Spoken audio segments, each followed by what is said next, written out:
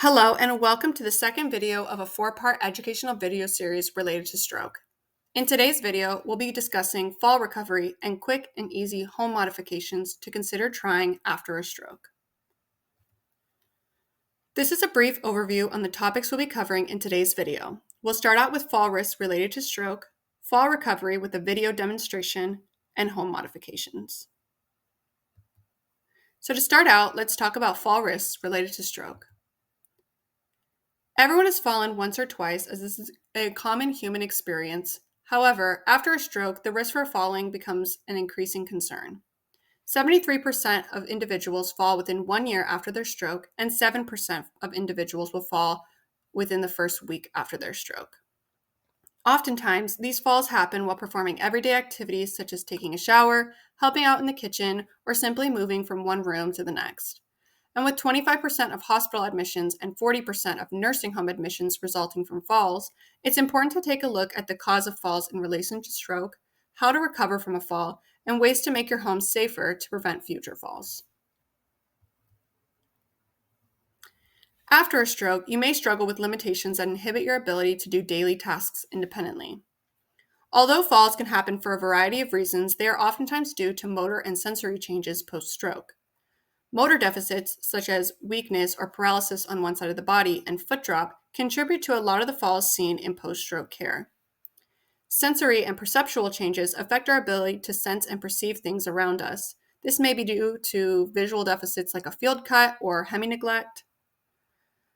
Cognitive changes like impaired judgment, trouble multitasking and problem solving, along with executive dysfunction, which is a behavioral symptom that impacts our brain's ability to control thoughts, actions, and emotions, also increases your risk for falling.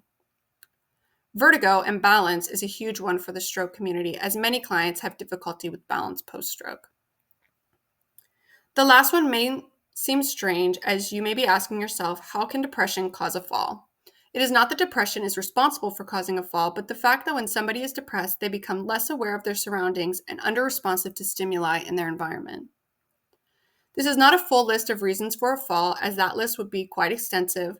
However, these are common limitations stroke survivors struggle with and contribute to the increase in falls post-stroke.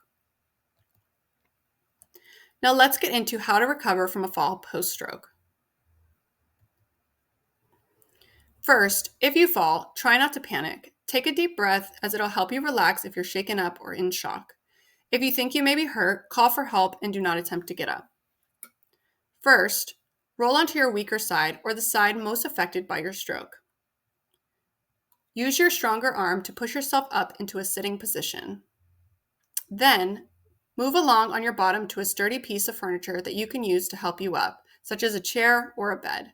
Please use something sturdy and do not grab things that could easily move like a walker or a small piece of furniture. Position yourself sitting sideways with your stronger side closest to the furniture. Use your stronger arm to position yourself so you are kneeling with both knees on the floor. Put your arms on the furniture to support you as you kneel up. Lean your weight over your arms. Step with your strongest leg forward so your foot is flat on the floor. Then push your hip up onto the furniture, sit down, and rest. I'm now going to be talking about the steps of fall recovery. So first, it's important to note that if you do fall, to make sure that you're not injured, and if you are, do not attempt to get up and call for help. The first step is to roll onto your affected side or your weaker side. In this case, it's going to be my right. With your stronger arm, you're going to pull yourself up into a sitting position. Once you get here, you're going to scooch your bottom over to a piece of furniture that you're going to use to hoist yourself up. In this case, it's going to be my couch. From this position, you're going to come into a tall kneeling stance. With your stronger leg, place it out in front of you. This will help give you leverage as you hoist yourself up and take a seat. I'm now going to be talking about the steps of fall recovery. So first, in an effort to prevent falls, we're going to talk about some simple and quick home modifications you can do in your home. These home modifications are designed to make it safer and easier for you to maneuver around your home without having to worry about falling or tripping. First, it's important to add non-slip mats and grab bars into your shower or bathtub. Many falls occur in the bathroom due to the floor being wet, so adding a mat will help provide friction on the wet floor, and grab bars can be used to help you catch yourself in the event that you are falling and can be nice to have as a safety measure. Making sure your home has adequate lighting is another very important modification that can be easy and super cheap to do. After a stroke, many people experience limitations related to vision, so ensuring that there is enough lighting, especially in hallways, bedrooms, and bathrooms, will help prevent falls at night. Adding a tub transfer bench or a shower chair to your bathroom may help in the event that you start to feel fatigued or need a rest while showering.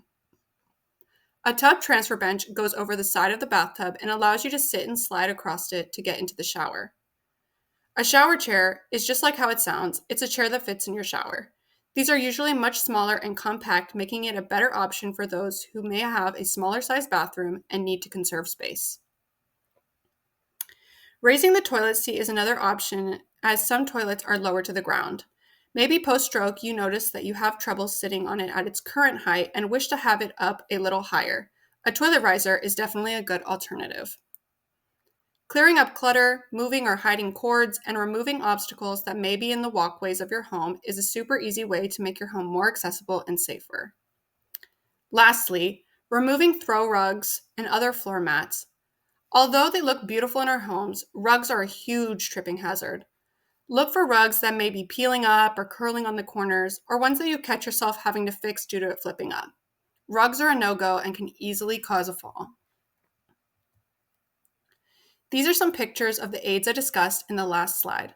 Grab bars, non-slip shower mats, shower chairs, and the tub transfer bench are all good items to consider adding to your home. A reacher, which is in the top left-hand corner, allows you to pick up items off the floor without having to bend over. These can come in handy when reaching for objects that are at an awkward distance and are lightweight, and some have adjustable handles to fit your current hand and wrist range of motion. Thank you for your time, and please feel free to leave any questions or comments down below in the comment section, and we'll see you in the next video.